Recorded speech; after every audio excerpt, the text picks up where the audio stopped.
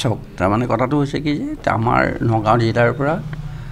ভুৱা BEd ডিগ্ৰীধাৰী বুলি আমাৰ কমপ্লেইন এটা ওপৰলৈ গৈছিলে আৰু তেওঁলোকে তাৰ আধাৰতে আহি পেলাই আমাৰ নগাঁও ডিষ্ট্ৰিক্টলৈ আহিছিলে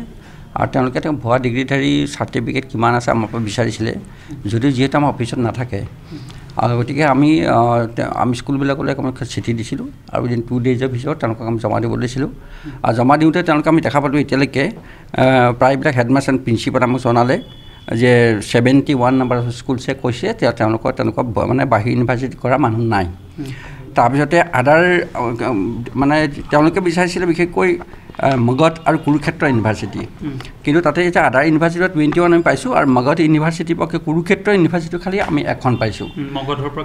মগধৰ পৰা নাই পোৱা কুৰুক্ষেত্ৰ ইউনিভাৰ্চিটিৰ পৰা আমি এখন পালোঁ আৰু ইতিমধ্যে হয় তেওঁলোকক আমি এইখিনি ছাবমিট কৰিম আৰু এটা কথা হ'ল কি যে আমাৰ BEdটো এটা কম্পালচৰি এজন টিচাৰৰ কাৰণে আমাৰ প্ৰায় 3694 জন আমাৰ ছেকেণ্ডেৰী লেভেলত শিক্ষক আছে আৰু প্ৰত্যেকৰে BEd আছে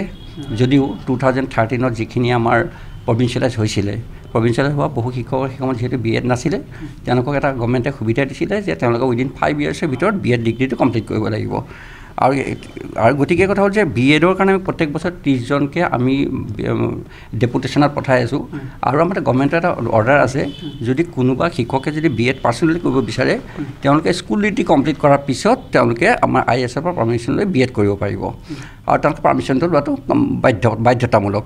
আৰু যদি কোনোবাই এনেকৈ যদি বাহিৰৰ ইউনিভাৰ্চিটিৰ পৰা যদি তেনেকৈ BEd কৰিছে বা এইবাৰ পাৰ্মিশ্যনো লোৱা নাই আৰু এটা সময়ত কি হয় যে আমাৰ যেতিয়া ছিলেকশ্যন প্ৰচেছবিলাক হয় তেন্তে অট'মেটিকলি কেঞ্চেল হৈ যায় যদি পাৰ্মিশ্যন নাথাকে গতিকে তেনেকুৱা ধৰণৰ কিন্তু কথা কিমান সংখ্যকে কিমান কৰিছে নিউজত মই দেখা পাইছোঁ যে বৃহৎ সংখ্যা এটা দেখুৱাইছে কিন্তু কথা হ'ল যে আমাৰ হাতত ইমানখিনি তথ্য এতিয়ালৈকে আহি পোৱা নাই আমি এখন আমি কুৰুক্ষেত্ৰ ইউনিভাৰ্চিটিৰ পৰা পাইছোঁ মগধৰ পৰা পোৱা নাই আৰু এতিয়া আদাৰ্ছ ইউনিভাৰ্চিটি ধৰক এতিয়া এনেকুৱা ধৰণৰ আমাৰ ডিব্ৰুগড় গুৱাহাটী ইউনিভাৰ্চিটি